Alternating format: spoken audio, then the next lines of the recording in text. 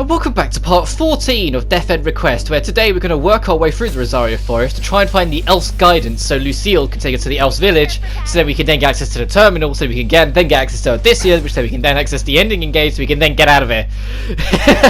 I know it's a long list of objectives, but one thing at a time here. First we need to find the Elf's guidance, which might catch you by surprise when you first get here, because it actually blends into the background and doesn't have an objective marker on it. You actually have to try and find it yourself. And I know on my blind playthrough I got stuck here because I ran straight past it, because it just blends into its background surprisingly well when you're not like focusing, kind of thing.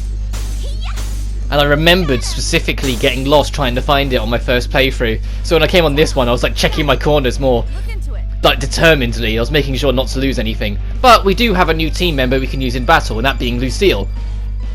The two main things of note with Lucil is that she has, well, it's like three main things I guess, is that she has the biggest range of magic in the game. She has both stuff for close and far, she has stuff of all three main elements, she has non-elemental magic.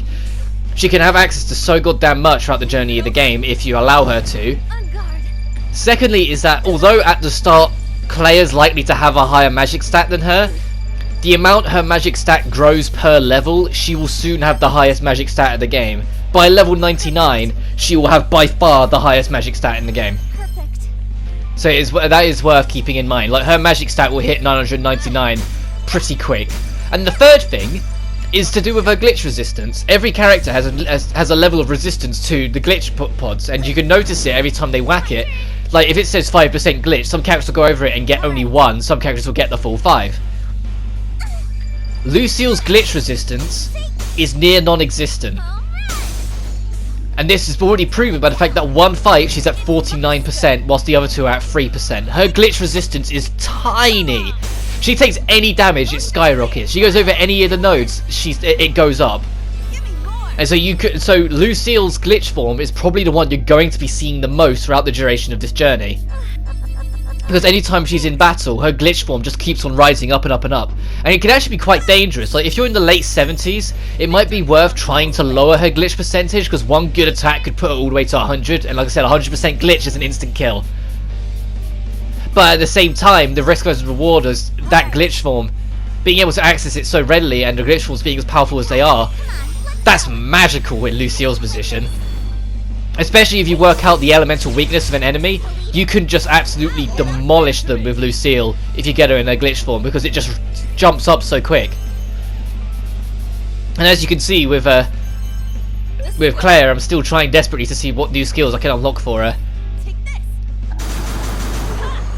I've yet to get 100% on any character's skill list in this playthrough, and I probably won't, because it gets awfully particular about what skills you have to use and what level you have to be, and just all sorts of annoying things. Especially because, and I've mentioned it before, but I'll make a point of it again, there's an item you can only get in the very, very last chapter of the game that's stupendously expensive. It's like 3 million eni, but if you buy it, unlocks every single skill for every single character. It's called the dojo. But if you buy it, it carries over into New Game Plus, meaning you never have to get all the skills for the characters ever, because you've got them all right from the start. But the thing is, it's like, the fact that it's only available in the final chapter, and it's the second to last chapter that has the point of no return, like, you have to really commit to it if you want to get it. If I'm gonna show it off, I'll show it off in an extra video, but I doubt I'll show it off properly. Because realistically, the only way you're going to afford it is by doing the pain area, an optional dungeon we will yet to tackle. We probably won't until post game. Sorry if you can hear my throat and nose going every now and then. I mentioned it in last night's live stream, but I've caught a cold. It's nothing too bad, but it's just a little annoying. My throat's a bit tickly and all that. But this is a new one of the summons we've yet to really use. And the main beauty of it is that everyone moves like a bat out of hell when you're moving around. Everyone moves far quicker. Your movement speed is skyrocketed. Which really doesn't mean too much, but it's cool to have anyway. Because everyone's just like skating around like they're on ice.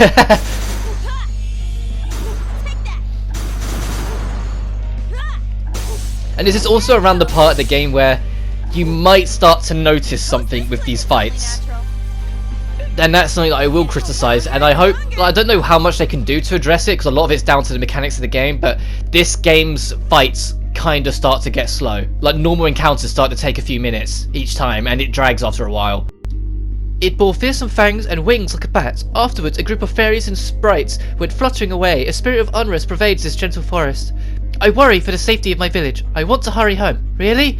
Okay then, let's get to finding the elf's guidance at once. Please. Not sure what voice I'm doing with Lucil yet. Like, I might be leaning more towards doing the same voice I did for Histoire and Neptunia Veer, but I'm undecided yet. There's a lot of characters in this game that have similar voices. By the way, here's the Elf's Guidance, just tucked away over here. There it is. No cutscene, no fanfare, no objective marker. It's just tucked away there. So on my first playthrough, I went straight past it. I just didn't spot it. It just blends in. Because it's also an outdoor environment, there is a pole we can attach Shina to climb up, which I believe gives her a new weapon. I'm not even going to try and pronounce that. The magia.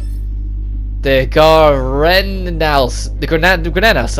It's not that. It's not what I want, so I'd end up not equipping it. That was helpful. But we've got more. We're getting into encounters we've already done through, so I'm only going to skip through. But one thing here, finally got the glitch form, and this is probably the glitch form design I like the least. I mentioned it before that owls bugged me a lot, but I said there was one other that really bugged me. This is the other one.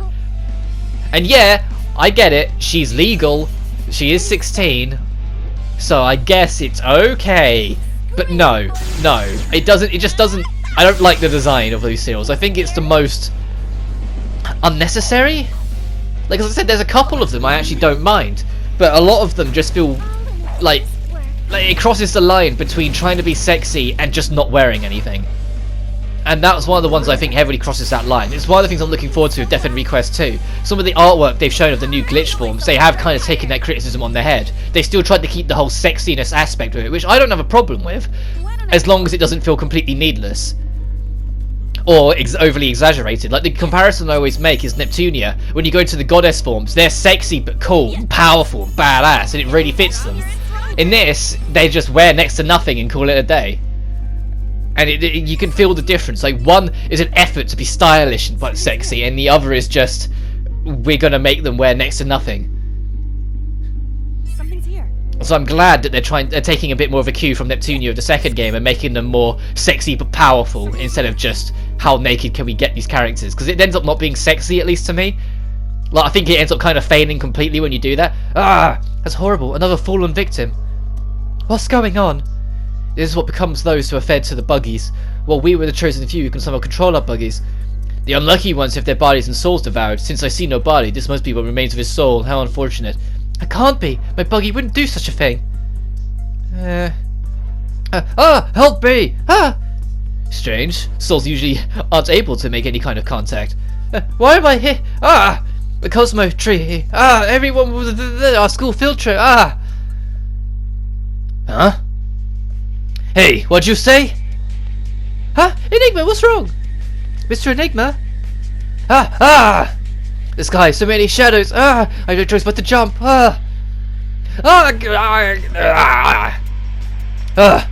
Bugoo. Bug, the devil.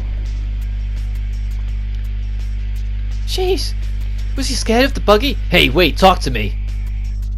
Death ending time, so save your game since you still can. Try and beat him to the punch will result in a death ending. I anticipated the direction of where the shadow-like being was running, so I cut it off. As a result, it stopped, vanishing into the chilly mist. In a stroke of misfortune, we found ourselves in a much worse predicament. We were in the feeding grounds of martyrs.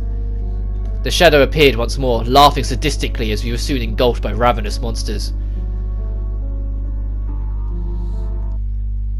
Alright, so it just led everyone into a trap and killed them. Okay, so don't do that. Back when you actually make the correct choice and chase after them as a group instead of trying to beat them to the punch, it just kicks you out the cutscene and you move 10 steps forward and you get another cutscene. Oh god. Go away, you monster. Kisha! Damn it. What's the matter, Enigma? Not you too, Shina. Well, it's about something they said that I've seen in reality. I mean, yeah. What, the Cosmo Tree? Is it an all-powerful or something? Yeah, I have no idea what it's talking about. Shina, that shadow was bringing up things from the real world, wasn't it? Right, he clearly mentioned the Cosmo Tree and the field trip. How in the world would any monster in this game spawn with information related to the outside world? Do you think it's some kind of bug? No, there's something off. The topic of Cosmo Trees came up just recently on our side. Lucille, are you okay? I'm fine. Lucille, as difficult as it is to hear, this is the truth. Buggies pose just as much of a risk to us as the martyrs. You mustn't let your guard down. You must put it in its place or else it will try to eat you. Assume control of it. That's a lie! My Buggy, it didn't do such a thing! God damn it, Lucille.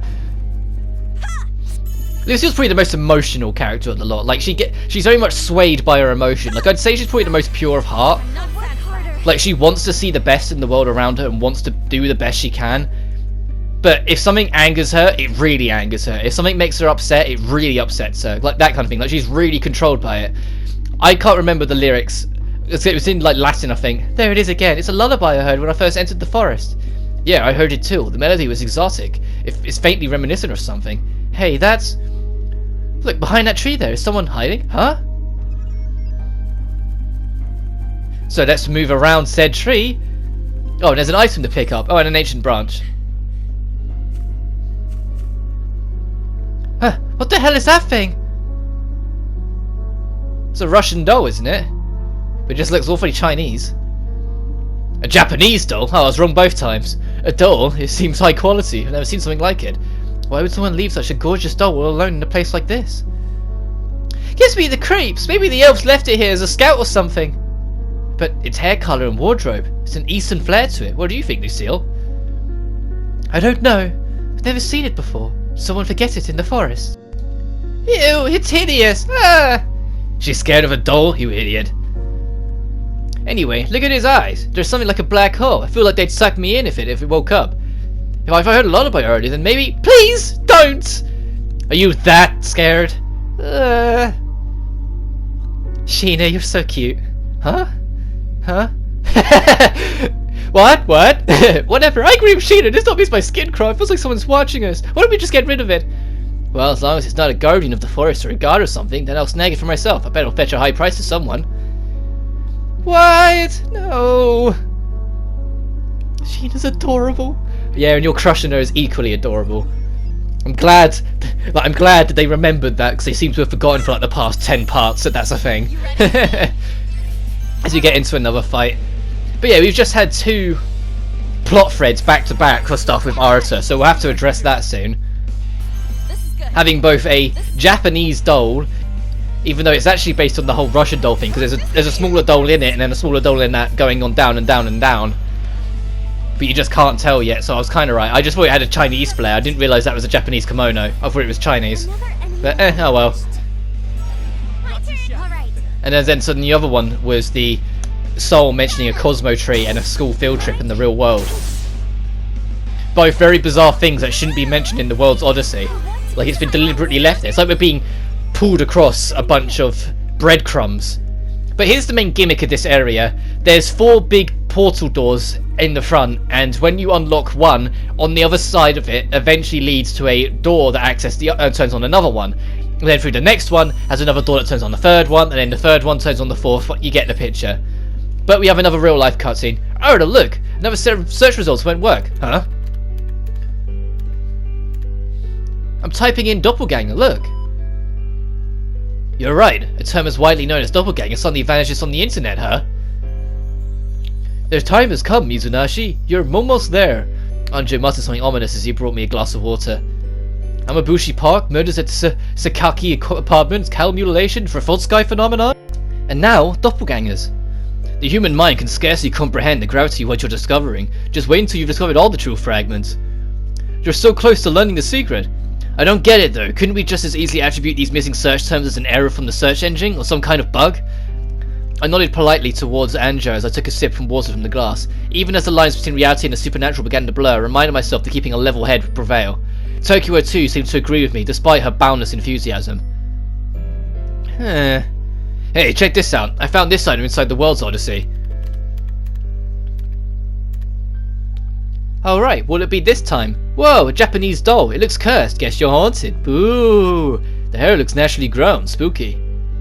Since all of the strange items that we found bear some connection to the real world, let's call them reality objects for now. Leave it to a programmer to give it the most succulent name. It'll do. Rina already mentioned this to us, but all the reality objects we've discovered so far have a link to the occult, right? So if we were to hazard a guess, then this doll might contain another hidden truth fragment, right? I mean, if it's the occult and all. Right, I'm hoping to find a string of letters, but dolls, huh?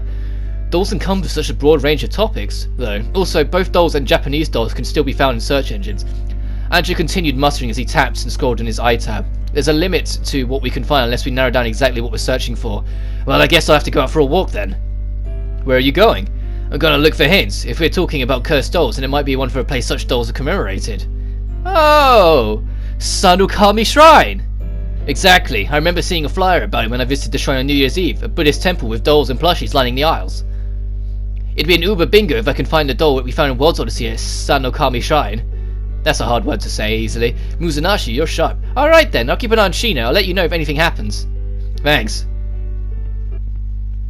That's not an easy word to just roll off the tongue, trusting nothing more than making a wild guess here, but like Andrew said, sometimes fate relies on trusting those gut feelings. I have to go for it. It's like I'm in an old school point and click video. You are in an old school point and click video game. On the hunt for clues, I head towards Sanukami Shrine, north of the train station. Also, it takes a second to load the next line here. You can see me clicking. Sanukami Shrine was situated on the incline of the outskirts of town. I don't consider myself religious, so I never visit any shrines for reasons other than the pan-fried noodles they sell on New Year's Eve. Now that I'm here, however, I find myself in awe at the trees towered over the shrine. I straightened my back as a reflex. I couldn't help but feel that there was something larger at work as I made my way inside. Nothing better than being out in nature anyway. How does one go about inquiring where Doll Memorial could be? Hello, are you here to visit the shrine? A polite, bald-headed man came forth from the back of the shrine to greet me as I entered. He was middle-aged, dressed in purple robes, and was wearing a necklace of an ornate crest. Oh, I'm sorry, do you work here at this shrine? I've come to do a story. I wanted to ask about the Doll Memorial. Oh, is that so? I'm the head priest of Sanukami Shrine. My name is Yamamura. Is there something in particular you wanted to see here? Well, you see, there's a doll that I was looking for. I kept the major details to myself, but I tried explaining my situation as best I could. Still, it felt like one big lie. I stuck to my story, asking the priest if this doll was located somewhere in the shrine.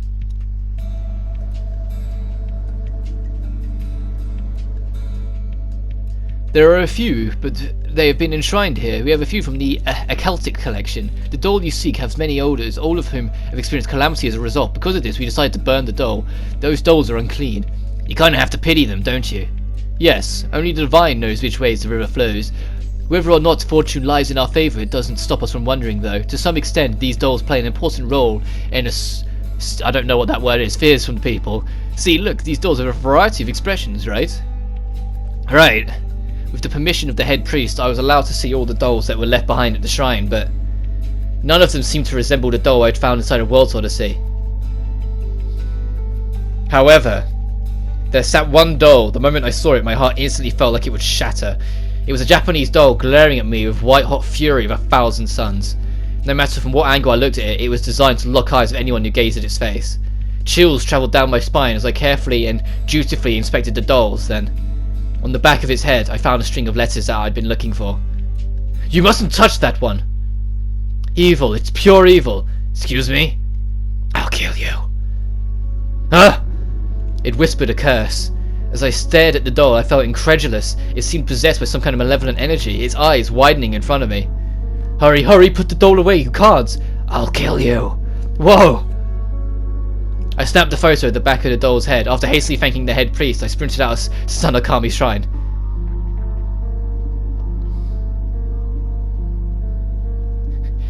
Yeah, you know when you you know when Chucky just threatens to kill you. The Devil of Sanukami Shrine. Bingo! There are 0 search results! Hey, Orator! So there's our hint.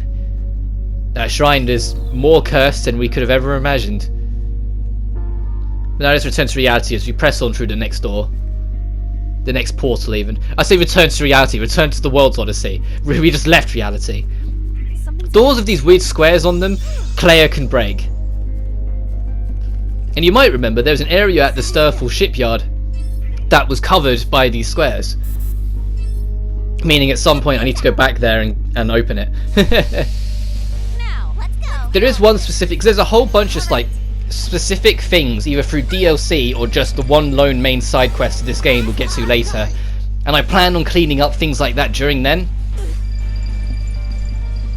Like, the only thing that I'm debating with myself how much of it I'll show is there's a ginormous chunk of the Heartless Palace that no matter when you visit it in the plot An idea.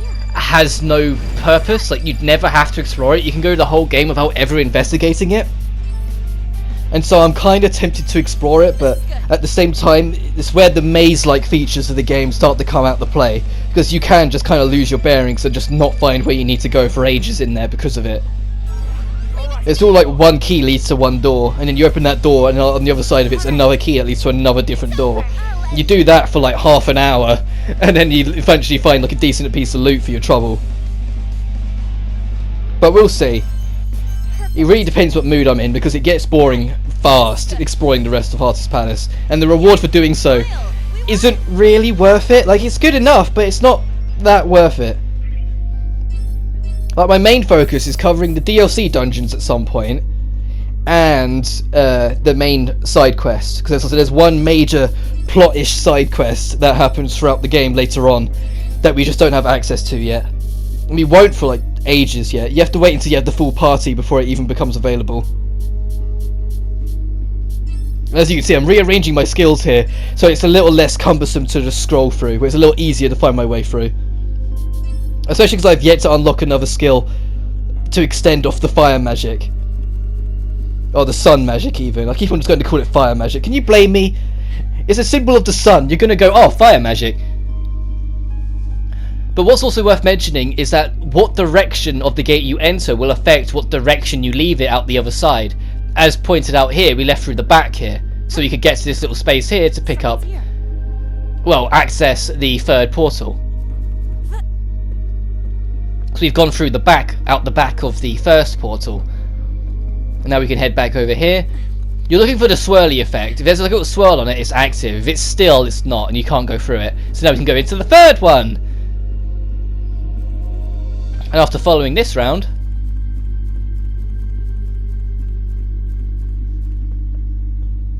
now you'd think this one would just turn on the fourth one. It doesn't. It makes a random tree branch appear out of nowhere for us to enter the back of this one. However, you can also go down and around it, but there's no reason to do so. But if you go through it, you actually come up the back of the fourth one, so you don't actually turn the fourth one on, you just leave out the back of it, which allows you to beat this first area. But as we enter the second area, there's a camp nearby, so I'm going to use that as an opportunity to call this apart. Next time on Death End Request, we'll make it to the Elves Village to try and find that terminal, but until then, you guys take care now.